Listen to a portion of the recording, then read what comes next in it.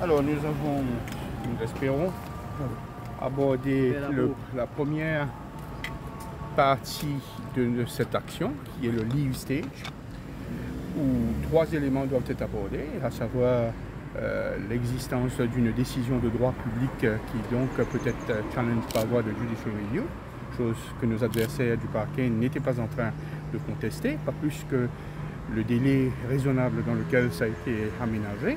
La troisième question, chose qui nous divisait aujourd'hui, c'est do we have an arguable case? Nous disons oui, bien entendu, faute pour l'IBA d'avoir correctement pris la décision et d'avoir suivi les procédures énoncées sous le IBA Act tels qu'ils existaient dans cette période charnière qui a accompagné l'entrée en vigueur de l'amendement à l'IBA Act fin 2021. Notamment, nous avons attiré l'attention sur le fait que le Complaints Committee qui existait sous l'ancienne législation et avait toujours pouvoir de statuer sur les complaintes formulées avant le 31 janvier 2022, celles concernées étant du 29 décembre 2021, et ensuite, bien entendu, que le Review Panel qui était saisi dès l'instance d'appel créée par l'amendement de 2021 n'a pu être saisi car le directeur de l'IBA avait statué que ce type de décision et ce type de recours devant le Review Panel ne pouvait exister que de la part des licenses.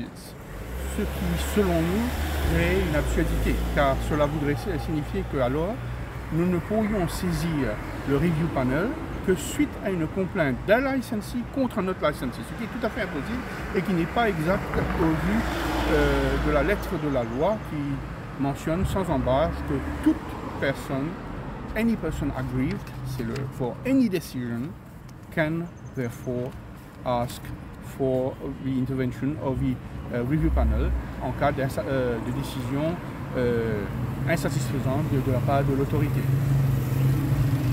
Merci. On va peut-être retourner un peu en arrière pour rappeler de quoi il s'agit. C'est le message du cardinal pour le 25 décembre, message pour la Noël, qui avait été censuré par la MBC.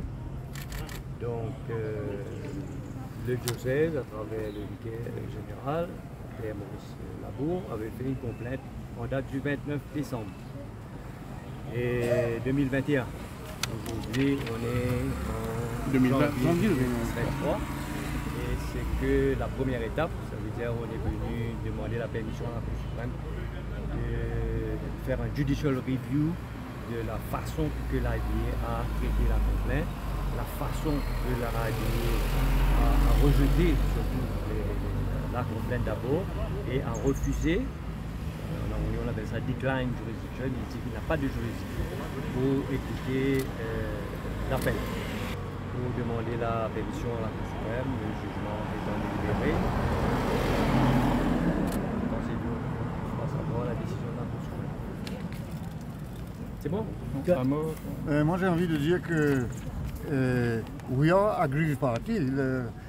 La population catholique se sent toujours lésée dans ses droits d'avoir un message à l'occasion de Noël, ce message qui a chaque année depuis des dizaines d'années, et tout le monde attend, et même au-delà de la population catholique. Et d'autant plus que le morceau qui a été censuré, c'est justement le morceau qui nous touche le plus profondément dans notre foi, à savoir que Jésus-Christ était homme, il a partagé la souffrance des hommes. Et c'est la partie de la souffrance de la population de l'époque qui a été censurée. Alors nous maintenons à affirmer que nous avons été lésés dans le droit, et c'est pour cela que nous continuons, avec l'aide de nos avocats, de demander à la Cour suprême de dire que l'IBA n'a pas traité ce dossier selon ses propres régulations qui devraient être ses références. Et nous attendons impatiemment le ruling de la Cour suprême. Ok, merci.